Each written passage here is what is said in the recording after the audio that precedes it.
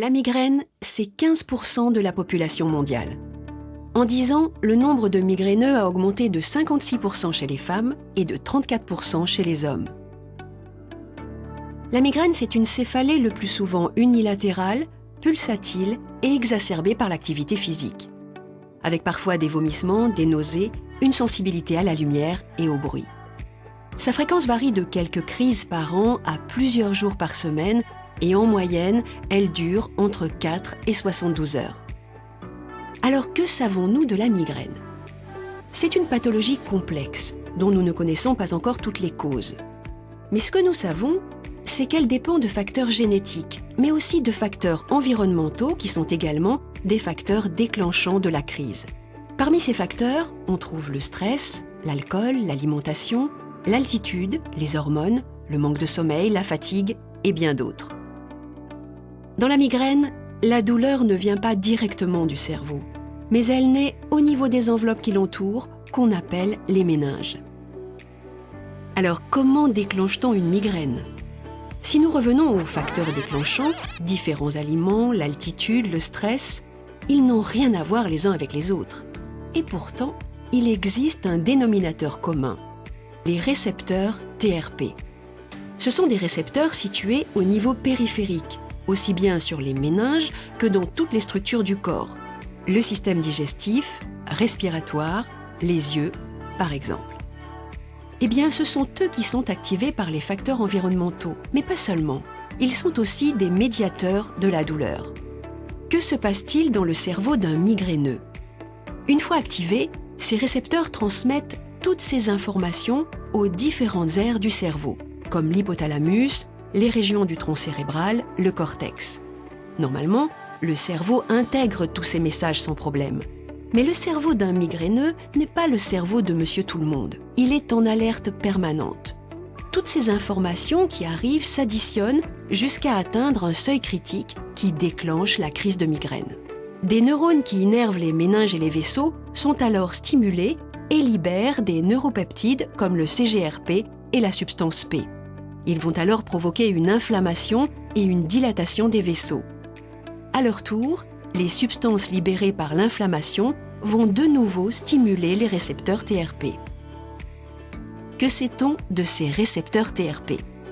Ils ont été découverts récemment et constituent une grande famille impliquée dans les réponses cellulaires. Deux d'entre eux, les récepteurs A1 et V1, sont connus pour jouer un rôle dans le déclenchement des crises de migraine et la transmission de la douleur. C'est aujourd'hui l'une des pistes les plus étudiées dans la recherche contre de nombreuses maladies. Pourquoi les récepteurs TRP présentent un intérêt dans le traitement de la migraine ? Les traitements préventifs existants sont déjà anciens et non spécifiques. Ce sont des antiépileptiques, des bêta-bloquants, des antidépresseurs ou des anti-inflammatoires. Il existe aujourd'hui deux nouvelles pistes thérapeutiques. Les anticorps dirigés contre le récepteur du CGRP, le peptide sécrété au niveau des méninges est responsable en partie de l'inflammation. Mais ce traitement coûte encore très cher et est disponible seulement pour des patients en échec d'au moins 2 traitements conventionnels. La seconde nouveauté dans la prévention des migraines, ce sont les récepteurs TRPA1 et V1. Longtemps, les recherches se sont penchées sur des antagonistes capables de les inhiber. Le problème est qu'en inhibant un récepteur TRP, la cellule toujours sollicitée par son environnement en produit davantage.